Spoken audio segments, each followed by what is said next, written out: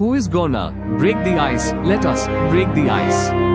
Break the ice. And next one. All that glitters is not gold. क्या आपने कभी ये वाक्यांश मुहावरे सुने हैं? और क्या आप जानते हैं कि इस मुहावरे का रचयिता कौन है? यह मुहावरा बहुत मशहूर है और हम में से कई लोग इसका इस्तेमाल करते हैं। खैर, इसके रचयिता अंग्रेजी भाषा के सबसे महान लेखक और दुनिया के सबसे जाने माने ड्रामेटिस्ट नाटककार हैं। बार्ड ऑफ एवन के नाम से मशहूर, उन्होंने एलिजाबेथन और जैकोबियन दौर में लगभग 39 नाटक और 154 सोनेट लिखे, जिनमें हैमलेट, रोमियो एंड जूलियट और मैकबेथ जैसी बेहतरीन रचनाएं शामिल हैं। ये नाम सुनकर ही कई लोगों ने उनका नाम पहचान लिया होगा। जी हाँ, वे हैं विलियम शेक्सपियर। उनका जन्म 23 अप्रैल 1564 के आसपास इंग्लैंड के स्ट्रैटफोर्ड अपॉन एवन में हुआ था। उनके पिता जॉन शेक्सपियर अगलव दस्ताने बनाने का काम करते थे और उनकी मां का नाम मैरी ऑडेन था, और अपने जन्मस्थान की वजह से ही उन्हें बार्ड ऑफ एवन की उपाधि मिली। आज चलिए हम विलियम शेक्सपियर के कुछ मशहूर मुहावरे और वाक्यांश देखते हैं, जिनका इस्तेमाल हम रोजमर्रा की बातचीत में करते हैं, बिना ये सोचे कि हम 400 साल पुराने किसी नाटक के संवाद दोहरा रहे हैं। शेक्सपियर में एक खास हुनर था, वे किसी भी कॉम्प्लेक्स ह्यूमन इमोशन को एक छोटे और दमदार मुहावरे में पिरो देते थे। चलिए कुछ मशहूर मुहावरों पर नजर डालते हैं।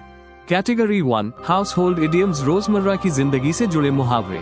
Break the ice, this is from his book the taming of the shrew. इसका मतलब है किसी ऐसी सामाजिक स्थिति में बातचीत शुरू करना जहां लोग एक दूसरे से बात करने में झिझक रहे हों। Number 2, in a pickle, this is from his book the Tempest. इसका मतलब है किसी मुश्किल या असहज स्थिति में फंस जाना। नंबर 3, हार्ट ऑफ गोल्ड, सोने जैसा दिल।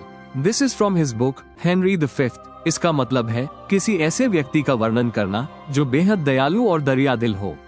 Number 4, wild goose chase. This is from his book Romeo and Juliet. इसका मतलब है किसी ऐसी चीज की बेकार की खोज या पीछा करना जिसे पाना नामुमकिन हो। Number 5, wear my heart upon my sleeve. This is from his book Othello. इसका मतलब है अपनी भावनाओं को खुलकर और बिना किसी झिझक के जाहिर कर देना। अब दूसरी कैटेगरी है दृष्टि और रंग रूप, साइट एंड अपीयरेंस, देखने और दिखावे से जुड़े वाक्यांश। Number 1, all that glitters is not gold. हर चमकने वाली चीज सोना नहीं होती। This is from his book the merchant of Venice. इसका मतलब है कि किसी चीज का बाहरी रूप रंग देखकर यह अंदाजा नहीं लगाया जा सकता कि वो असल में कैसी है। Number 2, an eyesore. This is from his book the taming of the shrew. इसका मतलब है आंखों को खटकने वाली चीज, कोई ऐसी चीज जो देखने में बहुत बदसूरत या अप्रिय हो। Number 3, in my minds I. This is from his book Hamlet. इसका मतलब है मन की आंखों से देखना, अपनी कल्पना में किसी चीज की तस्वीर बनाना। Number 4, seen better days.